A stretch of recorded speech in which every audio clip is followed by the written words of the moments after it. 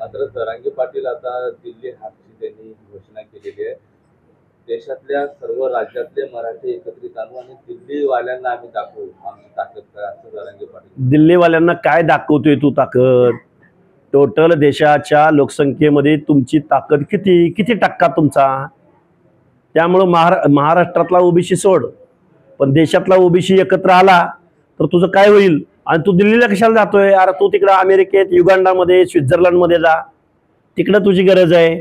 तर तुझं ज्ञान किती अफाट आहे. तुला इंटरनॅशनल आरक्षण पॉलिसीचा तू अभ्यास कर, रिझर्वेशन पॉलिसीचा.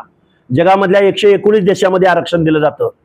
ते सत्ताधाऱ्यांना नव्हे, राज्यकर्त्यांना नव्हे, डॉमिनंट कास्ट असणाऱ्या माणसांना नव्हे, त्या देशामधल्या. तू खरं तर तू दिल्लीच्या लायकीचा नाही, तू अमेरिकेच्या लायकीचा आहे, तिकडे जा. तुमच्यावर गुन्हे दाखल होत आहेत. तुमचं एक वक्तव्य मागे झालं होतं, मराठा समाजातल्या महिला आणि मुली.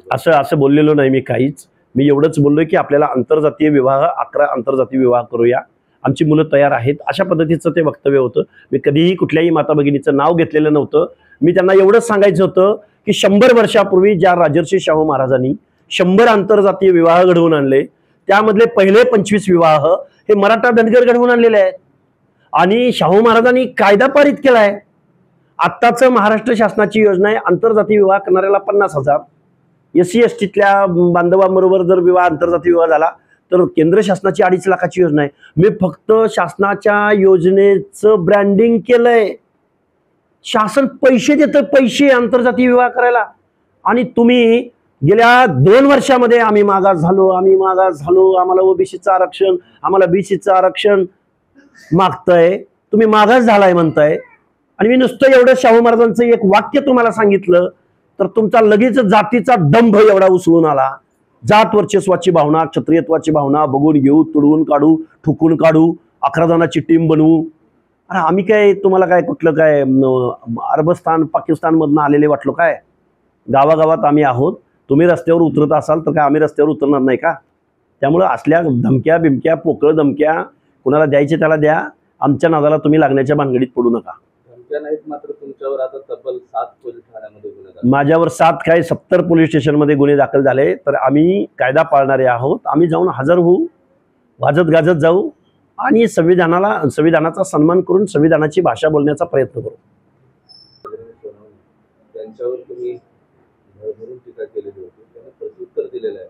तुमची कर्मभूमी नाही, तुमचं इथलं काही संबंध नसताना तुम्ही दौरे वाढवताय. तुम्हाला निवडणुका या बीड जिल्ह्यातून लढवायच्या आहेत, त्यामुळे तुम्ही इथे येत आहेत, असं बजरंग सोनवणेंच्या बुद्धीची कीव करावीशी वाटते.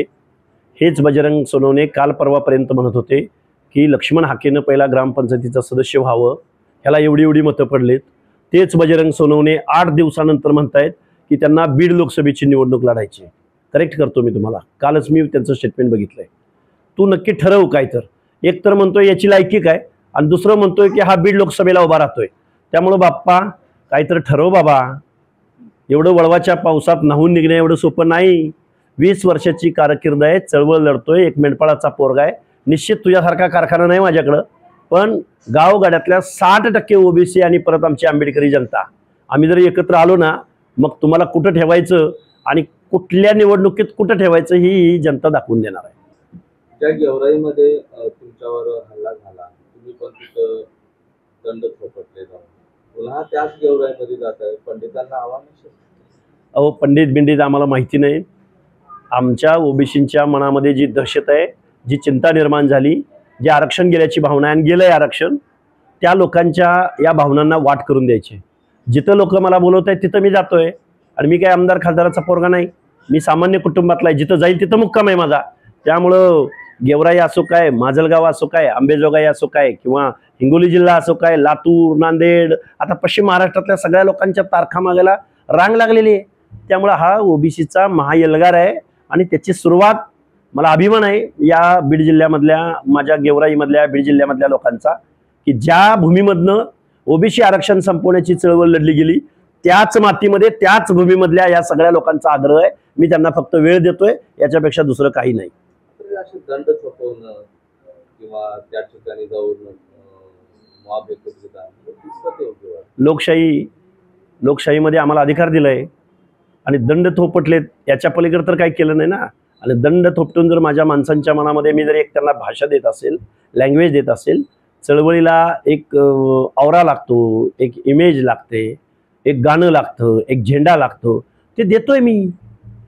आम्ही सगळेजण लोक प्रतिकात्मक दृष्ट्या लोकशाहीचे सर्व बंधनं पाळून एकत्र येतोय. त्यामुळे कुणाला इंगळ्या ढसायचं कारण नाही. आणि दंड यासाठी थोपटतोय, तुम्ही ज्या पद्धतीने वागताय त्याच पद्धतीने आम्ही उत्तर द्यायला तयार आहोत. तिथे तुमच्यावर गुन्हे दाखल होत आहेत. तुमचं एक वक्तव्य मागे झालं होतं मराठा समाजातल्या महिला आणि मुली. असं बोललेलो नाही मी काहीच. मी एवढंच बोललोय की आपल्याला आंतरजातीय विवाह 11 आंतरजातीय विवाह करूया, आमची मुलं तयार आहेत, अशा पद्धतीचं ते वक्तव्य होतं. मी कधीही कुठल्याही माता भगिनीचं नाव घेतलेलं नव्हतं. मी त्यांना एवढंच सांगायचं होतं की 100 वर्षापूर्वी ज्या राजर्षी शाहू महाराजांनी 100 आंतरजातीय विवाह घडवून आणले, त्यामधले पहिले 25 विवाह हे मराठा धनगर घडवून आणलेले आहेत. आणि शाहू महाराजांनी कायदा पारित केलाय. आत्ताच महाराष्ट्र शासनाची योजना आहे, आंतरजातीय विवाह करणाऱ्याला 50,000, SC STतल्या बांधवांबरोबर जर विवाह आंतरजातीय विवाह झाला तर केंद्र शासनाची 2.5 लाखाची योजना आहे. मी फक्त शासनाच्या योजनेचं ब्रँडिंग केलंय. शासन पैसे देतं, पैसे आंतरजातीय विवाह करायला. आणि तुम्ही गेल्या 2 वर्षामध्ये आम्ही मागास झालो, आम्हाला ओबीसीचं आरक्षण, आम्हाला BCचं आरक्षण मागताय, तुम्ही मागास झालाय म्हणताय. आणि मी नुसतं एवढं शाहू महाराजांचं एक वाक्य तुम्हाला सांगितलं तर तुमचा लगेच जातीचा दंभ एवढा उसळून आला. जात वर्चस्वाची भावना, क्षत्रियत्वाची भावना बघून घेऊ, तुडवून काढू, ठुकून काढू, 11 जणांची टीम बनवू. अरे आम्ही काय तुम्हाला काय कुठलं काय अरबस्तान पाकिस्तान मधनं आलेले वाटलो काय? गावागावात आम्ही आहोत. तुम्ही रस्त्यावर उतरत असाल तर काय आम्ही रस्त्यावर उतरणार नाही का? त्यामुळे असल्या धमक्या बिमक्या, पोकळ धमक्या कुणाला द्यायचे त्याला द्या. आमच्या नादाला तुम्ही लागण्याच्या भानगडीत पडू नका. धमक्या नाहीत, मात्र तुमच्यावर आता तब्बल 7 पोलीस ठाण्यामध्ये गुन्हे दाखल. माझ्यावर 7 काय 70 पोलीस स्टेशनमध्ये गुन्हे दाखल झाले. तर आम्ही कायदा पाळणारे आहोत. आम्ही जाऊन हजर होऊ, वाजत गाजत जाऊ आणि संविधानाचा सन्मान करून संविधानाची भाषा बोलण्याचा प्रयत्न करू.